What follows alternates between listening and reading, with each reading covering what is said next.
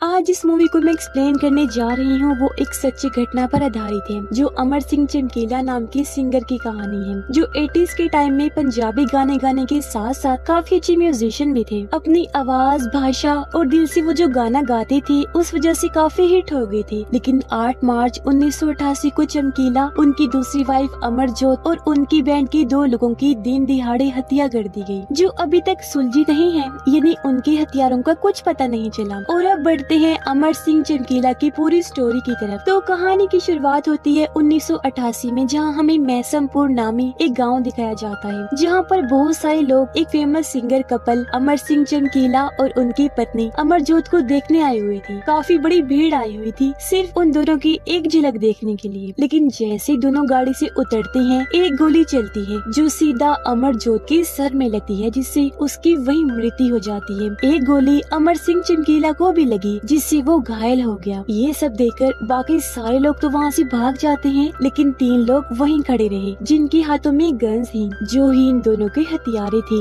वो अब बहुत सारी गोलियों से चमकीला को भून के रख देते हैं, जिससे उस बेचारे की भी वही मृत्यु हो जाती है। अब यहाँ से हम चमकीला की बचपन का एक फ्लैशबैक देखते हैं। एक दिन जब 2 औरतें लड़ रही थी, जब एक दूसरे को गंदी गंदी गालियाँ दे रही थी, तो चमकीला ने भी सुन ली थी, जिन शब्दों को वो अपने जहन में बिठा लेता है। अगले दिन जब वो क्लास में था, तब भी उसके दिमाग में वही शब्द चल रहे थे, जिन्हें वो अपनी स्लेट पर भी लिख लेता है। मगर जब ये चीज टीचर ने देखी तो उन्होंने चमकीला को बहुत मारा। कहते हैं कि बच्चों के जहन में बुरी बात जल्दी आ जाती है। बस यही वजह थी कि चमकीला ने इतनी जल्दी जहन में ये गंदे शब्द बिठा लिए थे, जो उसे अच्छे लग रहे थे शायद। अब ये कहानी चमकीला के पास्ट और प्रेजेंट की है, इसलिए बार बार कभी पास्ट का सीन दिखाया जाएगा तो कभी प्रेजेंट का। तो अब कहानी वापिस से प्रेजेंट टाइम में शिफ्ट हो जाती है। जिन लोगों ने उनकी हत्या की थी, अब वही लोग उनकी लाशों को उठाकर अपने साथ ले जा रहे थे, जबकि पूरे शहर में लोग सड़कों पर निकल आए थे, प्रोटेस्ट कर रहे थे, ये जानने के लिए कि आखिर उनकी हत्या किसने की। हत्यारे उनकी लाशों को हॉस्पिटल के सामने फेंक कर चले जाते हैं। उनकी लाशों को देखकर सभी लोग काफी हैरान हो जाते हैं, क्योंकि उन्होंने पहचान लिया था कि ये तो फेमस सिंगर्स चमकीला और उनकी वाइफ अमरजोत की लाश है। ये खबर आग की तरह हर जगह फैल गई। न्यूज में भी जब ये बात पता चली तो सभी दंग रह गए कि दिन दिहाड़े कैसे कुछ हत्यारों ने चमकीला और उनकी वाइफ और 2 साथियों की हत्या कर दी। सब लोग मौजूद थे वहाँ, अखाड़ा यानी कि शो देखने आए थे, लेकिन हत्यारों को किसी ने भी नहीं देखा। अब भले ही चमकीला सबका चहीता सिंगर था, उसे लोग पसंद करते थे, लेकिन कुछ लोग ऐसे थे जो उसके गानों को सुनना तो दूर पसंद भी नहीं करते थे, क्योंकि उसके गानों के शब्द अश्लील हुआ करते थे। गानों के मतलब डबल मीनिंग होते थे। चमकीला के दोस्त भी उनकी लाशों को देखकर काफी दुखी हो जाते हैं, रोने लगते हैं और अब जाते हैं पुलिस के पास। उनसे कहने लगे कि आप हमारी मदद करिए, हमने इनकी लाशों को लुधियाना लेकर जाना है, चमकीला के घर, आप हमारे साथ चलिए हमारी सुरक्षा के लिए। लेकिन पुलिस ने साफ साफ मना कर दिया। अब हम एक आदमी टिक्की को देखते हैं, जो एक काफी बड़े सिंगर जिंदा के लिए काम करता था। वो चमकीला के बारे में कह रहा था कि वो पहले एक फैक्ट्री में काम करता था, अगर मैंने उसकी मदद ना करी होती तो आज वो फैक्ट्री में ही काम कर रहा होता। यहाँ हम जान पाए कि टिक्की और चमकीला की दोस्ती भी हो गई थी बाद में। इसके बाद कहानी फिर से पास्ट यानी 1977 में आ जाती है। लुधियाना में चमकीला टिक्की के पास आकर कहता है कि आपका सिंगर जिंदा बहुत कमाल का गाता है, आप प्लीज मेरी मदद करिए, मुझे फैक्ट्री में काम नहीं करना, मैं आपके और आपके उस सिंगर जिंदा के साथ काम करना चाहता हूँ, सिंगर बनना चाहता हूँ, क्योंकि हर समय मेरे दिमाग में गाने गूंजते रहते हैं। चमकीला मस्त गाना गाता था, लेकिन उसके गानों के अक्सर डबल मीनिंग हुआ करती थी। वो फैक्ट्री में सॉक्स बनाने का काम करता था, लेकिन उसे सिंगर बनने की चाह थी, तो इस काम में उसका मन नहीं लगता था। अब अगले ही दिन चमकीला पहुंच जाता है टिक्की और उसके सिंगर जिंदा के पास। ये उन्हें गाना गाकर तो सुनाता है, लेकिन उसके गाने पर जिंदा हंस देता है, कहता है अरे ये कैसा अतरंगी गाना है। लेकिन उसने चमकीला के टैलेंट को देख लिया था, इसलिए उसे अपने साथ काम पर रखने के लिए वो मान जाता है। कुछ महीनों के बाद चंडीगढ़ में एक अखाड़ा था, यानी कि शो, जहाँ पर सब लोग जिंदा के आने का इंतजार कर रहे थे, क्योंकि सभी उसके फैंस थे। वो बहुत अच्छा गाता था, लेकिन काफी देर हो गई थी, जिंदा नहीं आया था, जिस वजह से सब लोग गुस्से में आ रहे थे। अंदर बाकी लोग ये सोच रहे थे कि जिंदा नहीं आया तो अब क्या करें हम। यहाँ पर सोनिया नाम की एक फीमेल सिंगर भी थी। अब चमकीला कुछ लिरिक्स उसे लेकर देता है और कहता है कि जाओ सबके सामने तुम ये गा दो, लेकिन सोनिया ने साफ साफ मना कर दिया। वो कहती है कि नहीं, मैं इतने गंदे शब्द नहीं गाऊंगी। तो अब कोई और रास्ता ना होने की वजह से चमकीला खुद ही वो लिरिक्स लेकर गाना गाने चला जाता जाता है। लोग पहले तो उसे देखकर दंग रह गए कि ये कौन है, लेकिन सारे लोग जब उसका गाना सुनते हैं तो वो उन्हें काफी पसंद आया। सब इंजॉय करने लगते हैं। लोगों के जोश को देखकर सोनिया भी उसके साथ गाना गाने आ जाती है, जिन शब्दों को गाने से कुछ देर पहले वो मना कर रही थी। अब काफी घंटों के बाद वहाँ जिंदा भी आ जाता है, जहाँ पहले सब लोग उसका बेसब्री से इंतजार कर रहे थे, लेकिन अब कोई भी उसे सुनना नहीं चाहता था, क्योंकि लोगों को तो अब चमकीला चाहिए था, जो देखकर जिंदा के चेहरे को तो रंग ही उड़ जाते हैं। प्रेजेंट में चमकीला के दोस्त बात कर रहे थे कि उसके हथियारे जो भी थे बहुत कट्टरपंथी लोग थे और वो भी बहुत खौफजदा थे। पास्ट में सोनिया काफी उदास थी, क्योंकि जिंदा कनाडा चला गया। उसे सोनिया को भी अपने साथ लेकर जाना था, लेकिन वो उसकी बजाय किसी और सिंगर को अपने साथ ले गया। सोनिया का मैनेजर कहता है कि अब एक नई जोड़ी बनेगी और वो होगी चमकीला और सोनिया की।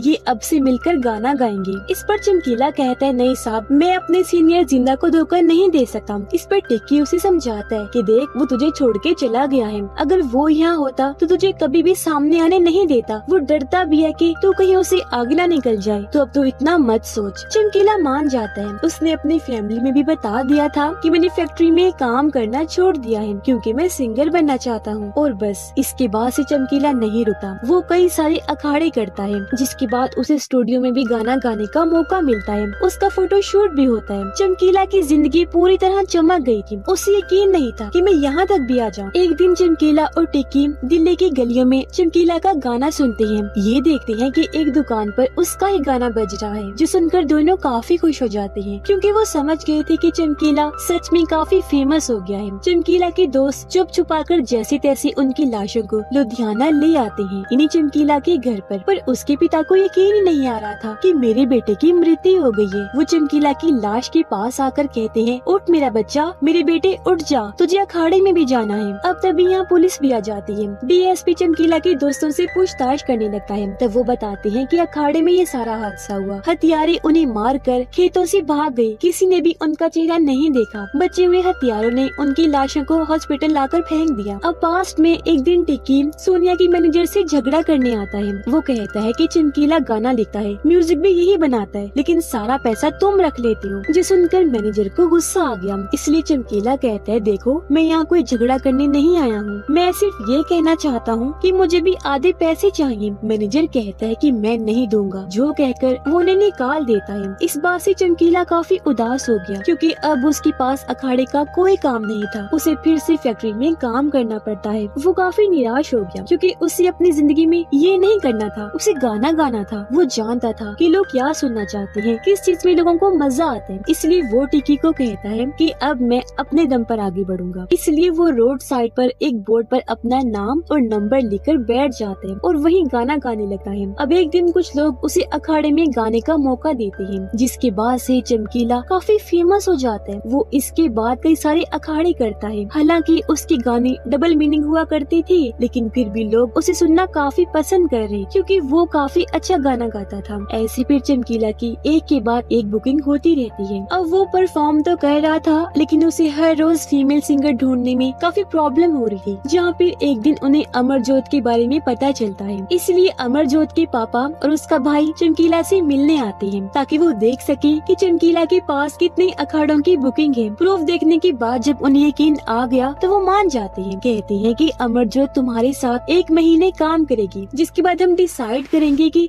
आगे क्या करना है। जबकि खुद अमरजोत चुपचाप होकर पीछे बैठी हुई थी। चमकीला उससे बात करने की कोशिश करता है, लेकिन वो कोई जवाब ना देते हुए शर्माने लगती है। जिसके बाद वो दोनों गाना गाने की प्रैक्टिस करने लगते हैं। चमकीला उससे पूछता है कि आपने मेरा कोई गाना सुना है, जिस पर भी अमरजोत हंसकर शर्माने लगती है। चमकीला कहता है, अच्छा अच्छा, इसका मतलब है सुने हैं मेरे गाने। और बस ये दोनों हर रोज गाने की प्रैक्टिस करने लगते हैं। लेकिन जिस दिन उन्होंने अखाड़े में परफॉर्म करना था शादी में, उस दिन वहाँ गोली चल जाती है। इसीलिए दोनों को अपने इस अखाड़े को कैंसिल करना पड़ता है। ये देखकर लोग बातें बनाने लगते हैं कि अमरजोत चमकीला के लिए बैड लक लेकर आई है। पहला ही अखाड़ा मिला था जिसे भी कैंसिल करना पड़ा। ये सुनकर अमरजोत को काफी बुरा लगता है, लेकिन चमकीला उसे समझाता है कि तुम चिंता न करो, अच्छा ही हुआ जो हमने अखाड़ा कैंसिल कर दिया, क्योंकि अब हम बाकी गानों की प्रैक्टिस कर सकेंगे। जिसके बाद हमारे पास इतने अखाड़े होंगे, इतना काम आएगा कि हमें खुद कैंसिल करने पड़ेंगे। और बस फिर क्या था, इसके बाद से दोनों मिलकर बहुत सारे अखाड़े करते हैं और इनकी जोड़ी काफी हिट हो जाती है। इन्हें स्टूडियोज में भी गाने का मौका दिया जाता है और फिर इनका फोटोशूट भी होता है। समय के साथ साथ ये काफी फेमस भी हो रही थी, साथ साथ ये बाकी अखाड़े भी कर रही थी, जिस वजह से ये दोनों और इनकी बाकी टीम काफी खुश थी। सिर्फ यही नहीं बल्कि अब चमकीला और अमरजोत भी एक दूसरे को काफी पसंद करने लगी थी। एक रात वो काफी करीब भी आ जाते हैं, मगर कुछ दिन के बाद अमरजोत के पिता कहते हैं कि अब मैंने किसी और सिंगर से बात कर ली है, तो अब अमरजोत उसके साथ काम करेगी। अमरजोत का भाई कहता है लेकिन चमकीला के साथ सब कुछ ठीक तो चल रहा है, क्या प्रॉब्लम है? उसके पिता कहते हैं कि अगर इन दोनों के बीच कोई चक्कर वक्कर शुरू हो गया ना तो सारा प्रोग्राम खराब हो जाएगा, इसलिए जल्द से जल्द हमें यहाँ से जाना होगा। ये बात सुनकर अमरजोत काफी उदास हो जाती है, जिस बारे में आकर वो टिकी को बताती है। ये सुनकर टिकी को भी काफी गुस्सा आ जाता है। वो अमरजोत को कहता है अरे अभी तो हम बुलंदियों पर ऊपर जाना शुरू हुए थे और तुम होके हमें छोड़ के जा रही हो। वो अमरजोत को कहता है कि तुम्हारे पिता एक लालची इंसान है, वो सारा जीवन तेरी कमाई खाते रहेंगे। अच्छा बताओ कोई तो ऐसी तरकीब होगी कि तुम दोनों साथ रह सको। अमरजोत कहती है तुम चमकीला को बोलो कि वो मेरे साथ शादी कर ले। इसके लिए चमकीला मान जाता है और अगले ही दिन दोनों की शादी हो जाती है। लेकिन रात के समय बहुत सारे गुंडे आ जाते हैं चमकीला को मारने के लिए। टिक्की पूछता है ये कौन है? चमकीला कहता है गुरमेल के भाई होंगे। टिक्की पूछता है अब ये गुरमेल कौन है? चमकीला बताता है मेरी पहली पत्नी। टिक्की कहता है क्या बोला, तू पहले से शादीशुदा है? अरे यार तूने दोस्त होकर इतनी बड़ी बात छुपाई मुझसे। खैर अब ये दोनों ड्रिंक करके गुंडों से लड़ने के लिए चले जाते हैं। अगले दिन गाँव में पंचायत बैठती है क्योंकि कोई भी चमकीला की दूसरी शादी से खुश नहीं था। गाँव के मुखिया कहते हैं बेशक तू सिंगर है तुझे माफी नहीं मिलेगी। एक मुखिया उसके मुंह पर जोर से थप्पड़ मारता है, लेकिन फिर चमकीला सबका दिल जीत लेता है। वो कहता है मैंने अपनी पत्नी को भले ही छोड़ दिया है लेकिन मैं उसे हर महीने 5,000 दिया करूँगा। मैंने उसे गाय भी गिफ्ट दी है। जो सुनकर गाँव वाले खुश हो जाते हैं। चमकीला अपनी पहली पत्नी गुरमेल के पास जाता है जो उससे नाराज थी कि आखिर कैसे चमकीला ने दूसरी शादी कर ली। हालांकि उनका बेटा भी था, लेकिन चमकीला कुछ नहीं बोलता। उसे 5,000 पकड़ा कर वहाँ से चला जाता है। इसके बाद चमकीला अमरजोत के पास गया जो भी मुंह बना कर बैठी हुई थी, क्योंकि उसे भी अब पता चला था कि चमकीला पहले से ही शादीशुदा है। चमकीला कहते हैं तू मुझे खुद बता कि अगर ये बात मैं तुझे पहले बताता तो क्या हमारी शादी होती? और ना तू अपने गाँव जाना चाहती है ना मैं, तो हमें एक तो होना ही था। अमरजोत मान जाती है, जिसके बाद दोनों गाना गाने लगते हैं। पहले से भी काफी फेमस होते जा रहे थे। हर फंक्शन में हर पार्टी में उनके ही गाने बज रहे थे। जिसके बाद हमें 1984 का समय दिखाया जाता है जब पंजाब की बरनाला में काफी बड़ा दंगा हो गया था, जिसमें 24 लोग मारे गए थे और 115 घायल हो गए थे। इस वजह से हर तरफ दहशत फैल गई थी, लोग घरों से निकलना बंद हो गए थे। अब ऐसे डर के माहौल में समस्या ये बन गई थी कि अब अखाड़ा सुनने कौन आएगा। लेकिन चमकीला की किस्मत उसका साथ दे रही थी, क्योंकि इस समय भी लोग उसका गाना सुनने के लिए पागल थे। उसे सुनना चाहते थे लोग, ताकि अपनी दिक्कतों और मुश्किलों को भुला दें। अब एक तरफ लोग दंगों में मर रहे थे, जबकि कुछ लोग उन्हें सुन रहे थे। चमकीला की नई एल्बम इतने बिकते हैं कि रिकॉर्ड टूट जाता है। लेकिन इस बात से कुछ लोग नाराज थे कि यहाँ लोग मर रहे हैं तो एक तो चमकीला गाना गा रहा है, ऊपर से उसकी लिरिक्स भी अश्लील हैं। इनमें से कुछ लोग सिंगर्स भी थे, क्योंकि अब उनके पास कोई काम नहीं था, जबकि चमकीला दिन में 2-2 बार अखाड़े कर रहा। अब एक रिपोर्टर चमकीला का इंटरव्यू लेने आती है। वो चमकीला से पूछती है कि आप अपने गानों में इतनी अश्लीलता क्यों भरते हैं? वो कहता है कि लोग जो सुनना चाहते हैं मैं बस वही गाता हूँ। अगर मैं ऐसे नहीं करूँगा तो खत्म हो जाऊंगा, जो चीज आप लोग नहीं समझोगे। उसकी ये बातें रिपोर्टर को काफी बुरी लगती है और वो न्यूज़पेपर में चमकीला के खिलाफ जहर उगलती है कि वो लोगों को गुमराह कर रहा है, समाज को गंदा कर रहा है। अमरजोत भी प्रेग्नेंट हो जाती है, जिसके बारे में भी लोग उल्टी सीधी बातें करने लगते हैं कि आखिर वो चमकीला के साथ रह ही क्यों रही है, वो क्यों उसके साथ अश्लील गाने गाती है। इस बारे में लोग अमरजोत के पिता को भी भड़काते हैं कि इस तरह तो आपकी बेटी आपकी इज्जत को मिट्टी में मिला रही है। लेकिन अमरजोत फिर भी नहीं रुकी, चमकीला के साथ गाना गाने जाती रहती है। इसके बाद सीन वापस प्रेजेंट टाइम में आ जाता है, जहाँ ये सब कुछ चमकीला के दोस्त डीएसपी को बता रहे थे। डीएसपी को गुस्सा आ जाता है। वो कहता है कि तुम लोगों ने और किया ही क्या है सिवाय समाज को गंदा करने की। और वो लड़की अमरजोत भी तुम्हारे दोस्त की बातों में आ गई। कुछ महीने बाद दोनों का बच्चा हो जाता है,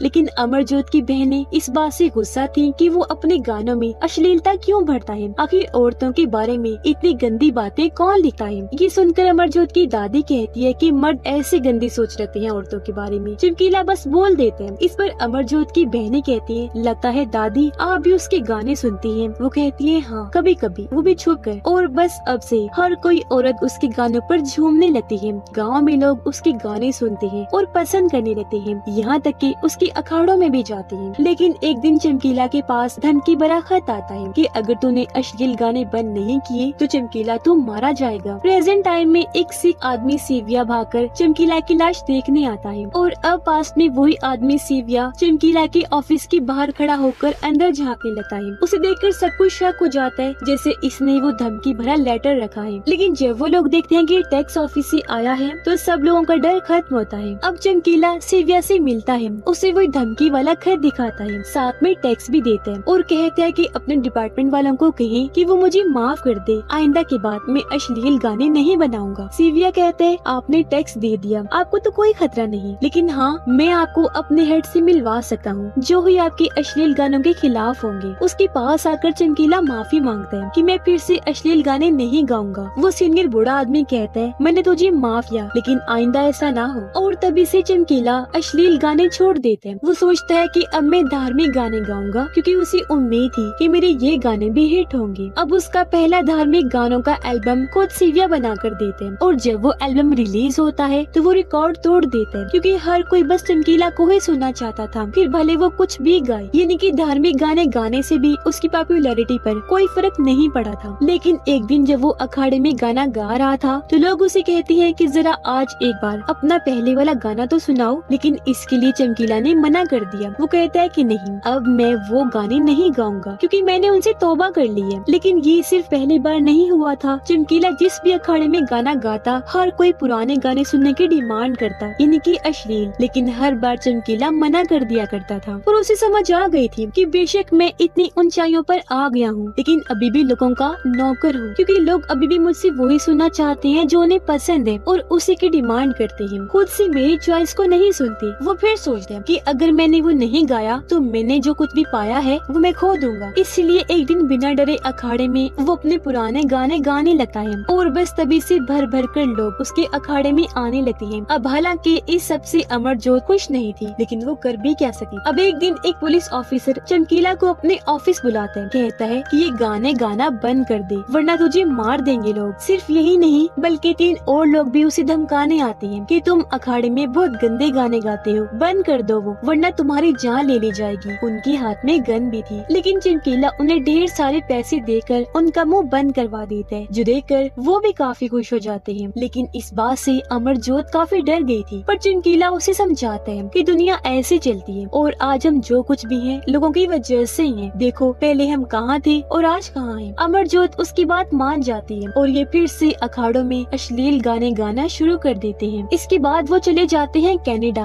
अपना खुद का शो करने के लिए, जहाँ एक बहुत बड़ा रिकॉर्ड बन जाता, क्योंकि वहाँ 1000 सीट्स कम पड़ गई थी जो मैनेजर को लगानी पड़ी थी। लेकिन बैक स्टेज पर कुछ लोग आकर चमकीला पर चिल्लाने लगते हैं कि तुम जो गाने गाते हो वो हमारे धर्म के खिलाफ हैं, पर इन बातों का उस पर कोई असर नहीं होता। अब कुछ और लोग चमकीला को मिलने बुलाते हैं, कहते हैं कि तुम्हें ये गाने बंद करने होंगे क्योंकि हम समाज के रक्षक हैं और तुम्हें हम समाज को गंदा करने नहीं देंगे। तुम जहाँ कहीं भी जाओगे हमें वहाँ जरूर पाओगे। वो चमकीला से वादा लेते हैं कि तुम ना ऐसे अश्लील गाने गाओगे और ना ही सिगरेट पियोगे। लेकिन बाहर आते ही चमकीला सिगरेट पीने लगता है। ऐसा लग रहा था जैसे उसे किसी से डर नहीं लगता। लेकिन जैसे ही चमकीला पंजाब वापस आ गया था उसके लिए खतरे का माहौल बना दिया गया क्योंकि उसकी गाड़ी पर गोली चला दी गई थी। इस वजह से सेविया चमकीला को कहता है कि तुम कुछ समय के लिए पंजाब छोड़ के चले जाओ, जब हालात ठंडे हो गए तुम वापस आ जाना। लेकिन चमकीला को डर था कि मेरे जाने के बाद कोई दूसरा चमकीला ना उठ खड़ा हो, इसलिए वो नहीं जाता। और ये दोनों यानी चमकीला और अमरजोत पंजाब में ही गाना गाने लगते हैं, जहाँ हर बार की तरह ढेरों लोग आते हैं। फिर ये जाते हैं महसमपुर अपना आखिरी अखाड़ा करने, क्योंकि वहीं पर इनकी हत्या कर दी गई थी। इसके बाद कहानी वापस प्रेजेंट टाइम में आ जाती है, जहाँ खानदान के लोग उनकी लाशों को देखकर काफी रोने लगते हैं। फिर मीडिया वाली फैमिली के साथ उनकी लाशों की तस्वीर बनाते हैं और उन्हें दफन कर दिया जाता है। इसके बाद जब डीएसपी गाड़ी में आकर बैठता है तो हमने देखा कि उसकी गाड़ी में भी चमकीला के गानों की कैसेट पड़ी हुई है। लोग सड़कों पर निकलकर प्रोटेस्ट कर रहे थे। मीडिया पुलिस के पीछे पड़ जाती है क्योंकि उन्होंने बगैर किसी इन्वेस्टिगेशन के इस केस को क्लोज कर दिया था और ये जानने की कोशिश ही नहीं करी कि आखिर उनकी हत्या किसने की। डीएसपी जब अपने बेटे के रूम में आया तो वहाँ भी चमकीला के गानों की आवाज सुनता है, लेकिन फिर उनका बेटा पढ़ाई करने बैठ जाता है। तब डीएसपी अपने बेटे को कहता है जब मन करे तो उसके गाने सुन लिया कर, क्योंकि भले ही चमकीला इस दुनिया में नहीं है लेकिन लोगों के दिलों में वो हमेशा बसता रहेगा। उसके गुजर जाने के बाद बाद भी लोग उसके गाने सुनना बंद नहीं करेंगे, हमेशा उसके गाने सुनकर लोग झूमने लग जाया करेंगे। और बस चमकीला की दुख भरी कहानी के अंत के साथ ही ये फिल्म भी इधर ही खत्म हो जाती है। आई होप आपको हमारी एक्सप्लेनेशन पसंद आई होगी। और आपको क्या लगता है कि चमकीला की हत्या किसने और क्यों की होगी? अपनी राय का इजहार